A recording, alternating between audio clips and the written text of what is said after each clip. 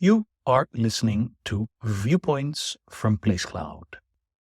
Cultural researchers tell stories of places from around the world. For the full multimedia experience and to support the creators you enjoy, visit placecloud.io. You're currently stood on the edge of the Novo Cemetery, a Jewish burial ground that lies in the middle of the Mile End campus of Queen Mary, University of London. This viewpoint is going to guide you through the history of this important East London site and use it to discuss the changing history of Jewish people in the East End. The Novo Cemetery, Novo meaning new, is not the oldest Jewish cemetery in the land. The Velo, meaning old in Hebrew, sits a few hundred metres away off the Mile End Road. The cemetery was first used by the small community of Spanish and Portuguese Sephardic Jews in the 1650s that also built almshouses and a small hospital for the community.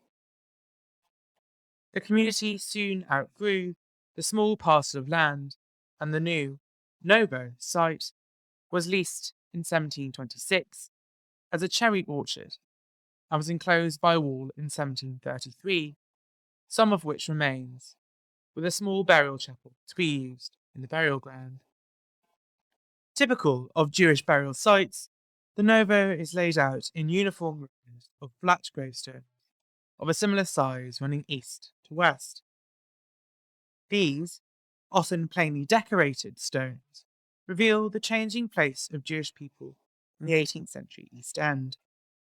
The early graves have a mixture of Spanish and Portuguese, Hebrew and English inscription. But by the 1780s, graves were mostly either in English or Hebrew. By the mid-19th century, most were in English. Grave decoration too became more ornate, as the plain, unadorned gravestones of the early 18th century gave way to the Victorian and Edwardian-style graves of Christian burial sites. These changes of the language and gravestone design show the changing integration of Jewish migrants to Mile End over the 18th and 19th centuries. By the turn of the 20th century, the Novo was full, and the committee overseeing the cemetery stopped interments in 1905 for adults and 1918 for children. The closing of the Novo signals again Jewish Londoners' changing attachment to Mile End.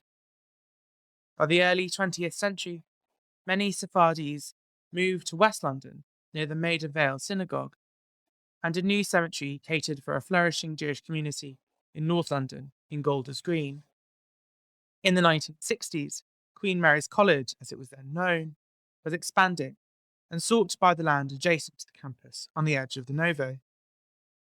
By an Act of Parliament in 1973, about 500 graves remained in Mile End, with roughly 7,000 graves being disinterred to a mass grave in Essex.